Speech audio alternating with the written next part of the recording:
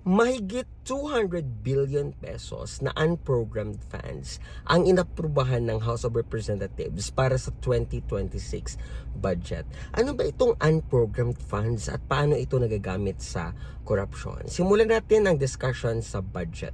Ang Department of Budget and Management o DBM ay gumagawa ng NEP or National Expenditure Program. Mas kilala ito sa tawag na President's Budget. Ito ay sinasubmit sa House of Representatives at Kongreso upang tingnan at repasuhin. Ayon sa batas, ang Kongreso ay maaaring i-amend ang laman ng NEP pero hindi ito pwedeng sumobra sa kung ano ang budget na ibinigay ng presidente. So sagad na ito. For example, 1 trillion pesos yung budget ng president, pwedeng bumaba sa 1 trillion pero hindi pwedeng lumagpas sa 1 trillion. So paano ito nagagamit sa korupsyon? Ang ginagawa ng matatalino nating mga representatives ay ito.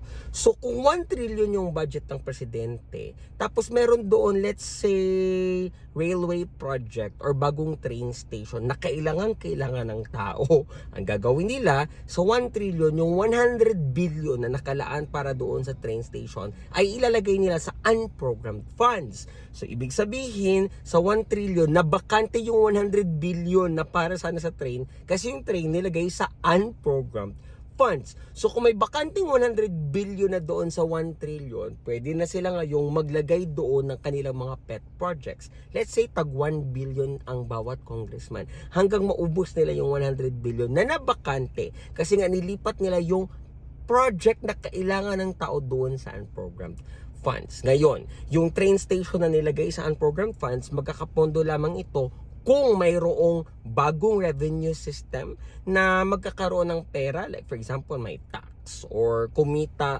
yung ating gobyerno, doon lamang mapupundahan yung train na kailangan ng tao na nilagay nila sa unprogrammed funds. Grabe yung korupsyon at kitang-kita yung galit ng tao sa korupsyon. Pero look at the Congress now. I don't think they see that people are angry or they just don't care.